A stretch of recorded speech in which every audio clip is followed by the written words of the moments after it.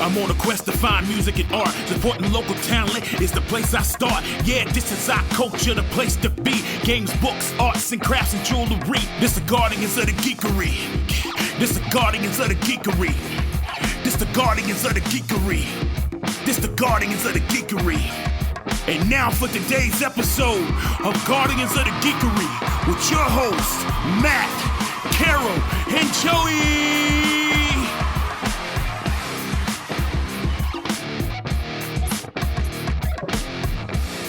All right, so we are here. It is Guardians of the Geekery, and we have somebody special with us. Hey there. For those of you who can't see us, have you ever seen Syphil and Ollie? We have a new co-host, apparently. Matt's sock. Welcome. Should at least launder that. Should at least launder that before the show. Well, I'm honored to have such awesome hosts. So we have Cheralyn Lambeth with us here today, and she is going to be joining us at the Geekery Market. And one of the things that you make, Cher, and that you've held a Guinness World Record for is puppetry making. Yes. And Matt felt a little left out, so he had to bring his sock puppet along in order to join us. But maybe Matt will join us as himself. Who knows? We'll I hope so. Yeah, I've been doing puppetry for quite some time now. I had the amazing opportunity to work with the Muppets on Dinosaurs and Muppet Christmas Carol, and have done quite a few other really great puppet things, and have just been working on puppets ever since. And I am excited to be doing a couple of workshops at the Geekery Market. It's the workshops I've been doing at cons have always seemed to go really well, and so I'm glad to be able to bring them to this event. And maybe Matt will have a better puppet next time you come on the podcast. So I can certainly help. Oh no, he's back. He's back. He's back. So you did hold the Guinness Book of World Records. You're Yeah. currently having to go back and reclaim your title. Do it again, but I've got all my documentation and everything together, so we'll see. The number is certainly higher than the current record. Right now, I have 2,035 finger puppets. And what did you have when you got the record the first time? I had 563. And it's really interesting. So someone had first set that record back in 2008 with like a couple hundred, and then someone else broke it. And then I came along and put in my application. While I was submitting all my evidence, somebody else came in and broke that one. So, but when I submitted my attempt with 563, that broke all previous records. Well, then someone else a year later broke that one. So now I'm in the process of doing it again. And so when you have to do your documentation for something like that, what are the criteria, the minimum that you have to do in order for it to be able to qualify as a puppet? Because obviously Matt is attempting to join you with his sock, but we want to know what. Well, in my case, it was specifically finger puppets. I had originally submitted a record idea for just puppets because I have a lot of different kinds of puppets. And Guinness did not accept that one. They said, no, we can't do a record for puppets, but here's the record for finger puppets. I was like, oh, well, I've definitely got more than the current record. So that's when I applied to beat that one. And one thing I had done, and Joy, I think you knew this during the pandemic, I had been working on puppets and doing little puppet workshops online and showing parents and kids, here's something you can do while you're stuck at home together. And so over time, my collection just grew as I continued to build them. And it's still continuing to grow. And so what's your current total? 2,000 what? 2,035. And I still have more in the works. So I'm not. And these are all ones you have made or have? Most of them. I do have some that people have given me. And then I do have some that I bought as reference. To kind of see, okay, how does this puppet go together? Oh, I see that. And then some I thought, I bought just because they were cute. So it's a combination of all of that. But the vast majority of them I did make myself. Wow. That's amazing. And do you have nightmares about puppets? Do you dream about puppets at night? No, luckily not, especially since it is a large part of the work that I do, but I am definitely surrounded by them. Now, you So know, yeah, go ahead, I Carol. have to ask, since you've worked with the Muppets, who's your favorite Muppet? You know what? I think my favorite Muppet is Cookie Monster, because there's a guy who knows what he wants out of life and isn't afraid to go after Goes it. for it. Yep, just goes for it. And so along with working on the Muppets and doing different props for the TV show Dinosaurs, and you also did some work on The Patriot and some different movies. I mean, here in North Carolina, there is a movie industry element. A lot of it went to Atlanta recently, but it's starting to come back. It is, yeah. And so you worked on different props and different things over the years. What was something that you found, and you actually do cosplaying yourself, like pretty impressive cosplays. One of your favorite projects that you did during the pandemic was when you did the Art Mondays. Yes. Where you would actually, which was a combination of your costuming skills as well as your photography and other skills, as you would recreate famous works of art, including like the Lord's Supper with you dressed up as all the different people sitting there and different things like that. It's been really impressive. What has been one of the, tell us a story about a prop or a thing that you had to put together, maybe under stress or under a short timeline, and you really had to stop and think and say, how am I going to do this? So, you know, that's a lot of them are like that. But I can tell you one prop that I worked on that was a really big challenge, and not just to me. And I was not the prop master. This was for the TV show Homeland, which, you know, shot here in Charlotte for many years. And I worked in various capacities on Homeland. I did some costuming. I assisted the prop master on a lot of props. And one prop we were working on was a bomb vest, which for an episode, it was the finale of season 2, if I remember correctly. So I'm going out shopping. Here I am at Lowe's, Home Depot, these places, looking for things like wire and push buttons and shrapnel, you know, butts and bolts and things like that. And the guy at Home Depot was like, what are you making? Well, I don't know that you believe me if I told you. But building that was an interesting process, finding out the mechanics that went into it and making a realistic looking prop. And in the end, you know, it turned out well. And we all learned, I think, that law enforcement agencies actually make fake things for those types of items for training purposes. So we were able to get hold of a lot of those, and that, you know, that certainly helped with the process. that's cool. hi. Hello. Hi. Are you still here? Where's Matt's sock? It's still here. Wait. Hello. I'm having camera dysphoria where I think I'm leaning right and I'm supposed to be leaning left. There you go. Now you Through can the gauntlet. I lost signal there, so I couldn't hear you guys at all. So I was like, oh shoot. Well, come join us on the couch. We can twist. Our dog is sitting right next to me, so she's going to be confused for a minute, but come join us. There we go. Luckily, I'm wearing pants today.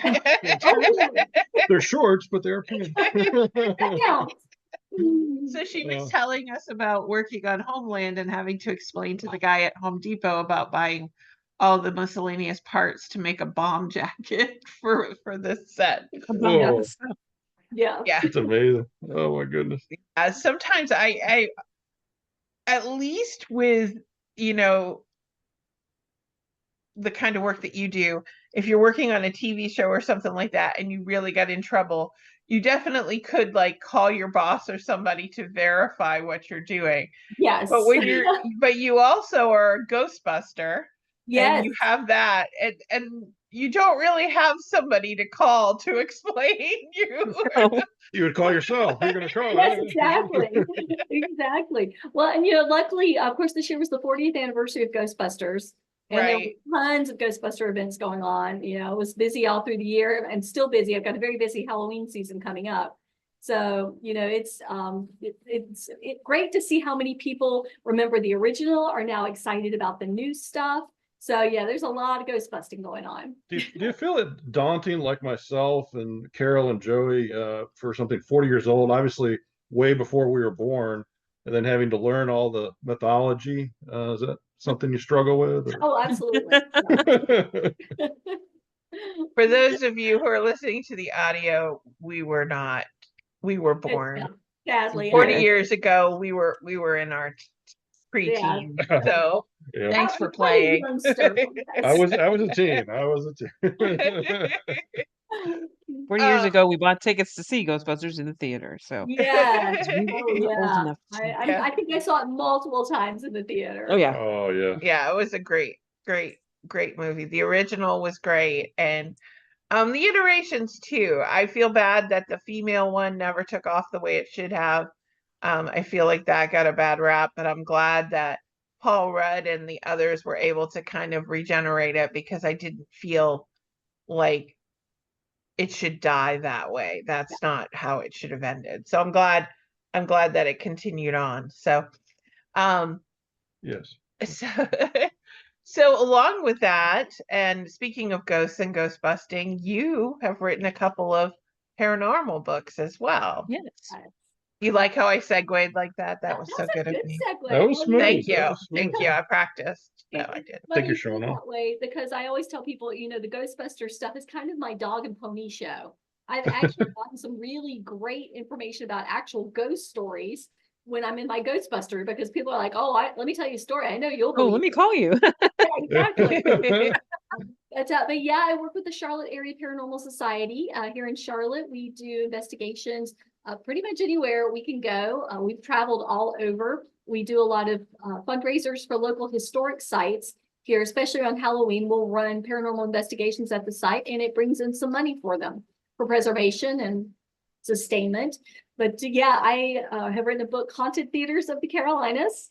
Yeah. And also my first fiction book, which was Halloween Evening, A Tale of the Zombie Apocalypse, with many apologies to Clement Moore, because it's basically a spoof of A Night Before Christmas. Nice. And I just my publisher, Prospective Press, who I think you also know, Yeah. they published my zombie book. They are in the process of publishing my art book, my Art in the Time of Corona book. And I just kind of accidentally sold to them the idea of a book about cryptids in North and South Carolina. Whoa. That's going to be one of my next projects, as if I didn't have enough going on. And don't you have a book on puppetry as well, too? Yes, Introduction to Puppetry Arts through Rutledge and Taylor and Francis. They're an academic publishing company. And then The Well-Dressed Puppet, which talks specifically about making puppet costumes. Oh. Yeah. And That's so, awesome. Cher, you have written books, you have worked in film and television, both behind the scenes and in front of the camera, and you have ghost busted, you have done the Guinness World Record, you have been in the book of Guinness World Records, you're defending your title, you actually have turned your car into a Ghostbusters vehicle. You also are part of a pirate costuming society. Yes. And you have done Indeed, other sweet. types of costuming. What is next for you? Mount Olympus? Doing the English Channel, like creating enough puppets to carry you across the English Channel. Idea. I always have some kind of project going on. It's, as a good friend of mine puts it, life is short and so am I. But Really, I love learning new things. I love traveling. I love meeting people. It's all part and parcel of that. And so, I really do enjoy a lot of the different things that I do. I don't want to call it a regret, but my only wish is that I could actually make a living from all my side. I know that's the hard thing. Is Yeah, making the dough on the things you love. exactly. And it's starting to trickle in. That is my eventual goal, is to write enough books, to sell enough puppet kits and workshops, to do speaking engagements, things like that. That's my eventual end goal, but it's a slow process. Yeah, it takes a while, but definitely with everything that you're doing, you're definitely on the way. I was just thinking about the puppets, and I'm like, no sooner are you going to get done with the first one, then you're going to have to fight for, you're not going to be able to give those 2,000 puppets away. You're going to have to add to them and get to the 3 and the 4 and the 5. And so just for the purposes of a storage shed for Cher alone, we're going to need you to go and buy some of her books. You can buy a puppet kit. We are going to have 2 classes there, one in the morning, one in the evening. By the time this podcast airs, we will have a link on the site if you want to go ahead and pre-register and pay for your puppet kit ahead of time. But they are going to be simpler puppets so that your children can do them. We do have activities for the kids during the Geekery market. It's not just shopping. So we will have crafts, we'll have activities. You could go out and learn how to nurse sword fight with Swordwind. You can come in and learn from the SCA about some of the things that happened in medieval times. You can go over to the Star Wars Center. You could take photos with Jedi Santa. We usually have at least 1 or 2 treasure hunts for the kids and the adults too. The adults like to do it almost more than the kids do. And then usually we have a couple crafts. And this year we actually have Sharky from Sea Life is going to be there. So you can meet Sharky, and he's going to be doing some crafts too. So, and then we'll have board games and Legos. What am I forgetting, Carol? I think, I think I keep adding something every other week. So somebody wants to do something. So, but the puppets is something they can make. They'll remember how to do that. You could inspire some creativity. And then art in the time of Corona, that is your book on the process. So if you missed it on Facebook, if you're not a Facebook person, you can see all of the photos that Cher has it was done. pretty. It was amazing. It was an awesome. It was my favorite thing. You are definitely one of those people where it's like, I know her. I feel like, Will Ferrell and Elf. I'm like, I know her. So, but we appreciate all the effort and just the fact that you're giving, but I do want to say this too. One of my other favorite memories with you, Cher, is that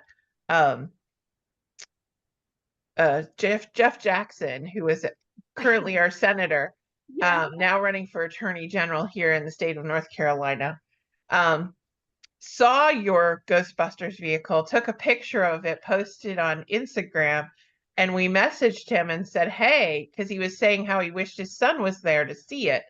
And I was like, I know where it's going to be next. It's going to be at the market, because we used to do the fan cars at the market, and you brought it there. And sure enough, Jeff Jackson showed up with his kids and came over to see it, and they were so excited. And he's the most down-to-earth guy. I'm so looking forward to him being attorney general of our state. And I'm not going to get political on the podcast, except for you better vote if you want things to get better. And make sure that you do the research, because there's some scary people running for office, and we don't want to go back again. That's all I'm going to say. But yeah, so if you want to meet a world record holder, we're going to have you, and then we're also going to have a former Olympian there at the market. She and her husband made a card game called Ferret Flush. So we've just got champions and record breakers and award winners all over the place. All over the place. Sure. Yeah. You better come to the Geekery Market, buy all of Cheralyn's stuff so that way she can keep doing this, so she can, bring the gold home from world records. I don't know if there's a gold, but I'll make you a gold. You can spray paint it gold. Bring it. You can make a prop out of gold and bring it home, but bring the Guinness World Record back for us, and you just continually to make us proud. We're just so proud to know you, and so happy to know you as well. So thank you for all that you do. Love supporting the things that you guys do. I've always loved coming to the market. It's always been a great time. So I am really being back. And if people want to go to your website and order things in advance, because market math is if you pay for it before you get there and then just pick it up at the market, it's basically free, right? So you can spend more market money the day of the market. At the market. So. Exactly. And yes, I will work on putting up a link on my site, but my website is CheralynLambeth.com. And you can see a lot of the work that I've done, the puppetry and things that I've done. And I will absolutely work on getting some of those kids up there and have them available for people. And of course, there will be some available on site as well. Yes. And if you go to Geekery Market, you just click on the artisans page. It's a list of all the artisans. You'll see Cheralyn's name on there. You'll be linked to this video podcast. So if you're listening it to audio and you really want to see Matt's sock on his hand right by my head, you can do that. And then you can also see some pictures of some of her different work that she is bringing. I don't know what to do with him. I'm never letting him out of his room again, Carol. Show notes, lock Matt in his office during podcast. Please let me out. I never get out. That's my problem. Well, Sharon, thank you so much for joining us. Thank you. We always love having you, and we can't wait to see you in 60 days. Same. So crazy. Yeah. All right. Bye. Talk to you soon. Bye. Bye. That was an episode of Guardians of the Geekery. Thank you for listening. Check us out at guardiansofthegeekery.com and stay tuned for more content.